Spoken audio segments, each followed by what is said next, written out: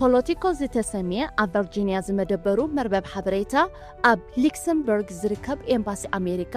ሓደ ካብተን 10 ናይ ምዕጻው ሓደጋ ኣንጸላልይወን ዘሎ ሚሽናት ናይ ሕቡራት መንግስታት ኣሜሪካ ከም ዝኾነ ሓቢሩ ምኽንያት እቲ ምዕጻው ብምኽንያት ባጀት ክኸውን እንከሎ እንተኾነ እቲ ስጉምቲ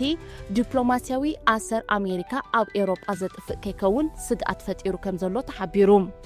እቲ ፖለቲኮ ዝተሰሚየ መርበብ ሓበሬታ ካብ እሙናት ምንጭታት መንግስቲ ኣሜሪካ ዝረኸቡ ሓበሬታ ከም ዝኾነ ሓቢሩሎም እዚ ብጸሓፊ ምሕደራ ዝቕለስ ዘሎ መደብ ኣካል ናይቲ ባጀት መንግስቲ ብ50 ሚእታዊት ናይ ምጉዳል ተሓንጺጹ ዘሎ መደብ እዩ እተን ቀዋሚ ናይ ምዕጻው ሚሽናት ተሓንጺጽሎን ዘሎ ኤምባሲታት ኤርትራ፣ ግራናዳ፣ ሌሴቶ፣ ማእከላይ ኣፍሪቃ፣ ሉክሰምበርግ፣ ዴሞክራሲያዊት ሪፐብሊክ ኮንጎ፣ ጋምቢያ፣ ደቡብ ሱዳን፣ ማልታን ማልዲቭስን እየን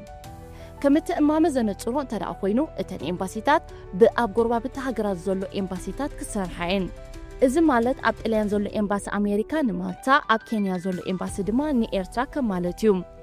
ክሳብ ሕጂ እዚ እማመ ብጉዳይ ባጀት ንምሕጻር ዝብል ዕላማ ከም ዝኾነ ይሕበር እኳ እንተሎ ርእይቶ ግን ኣይተዋህቦን ዘሎ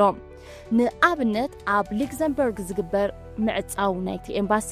ንስትራቴጂካዊ መዋቕር እቲ ሃገር ኣብ ግምት ዘየተወን ንተራእቲ ሃገር ኣብ ኣህጉራዊ ፋይናንስን ዲፕሎማስን ብርኡይ ዝጎሰየ ከም ዝኾነ ፖለቲኮ የነጽር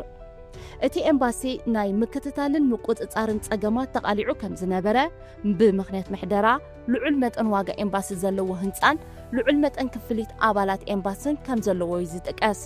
ድሕሪ ምምላስ ዶናልድ ትራምፕ ናብ ጻዕዳ ገዛ ንካልኣይ እብረ እቲ ኤምባሲ ንኣምባሳደር ቶማስ ባረት ብምትካእ ፈጻሚ ጉዳያት ሚካኤል ኮንስታንቲኖ እዩ ዝሰርሕ ዘሎ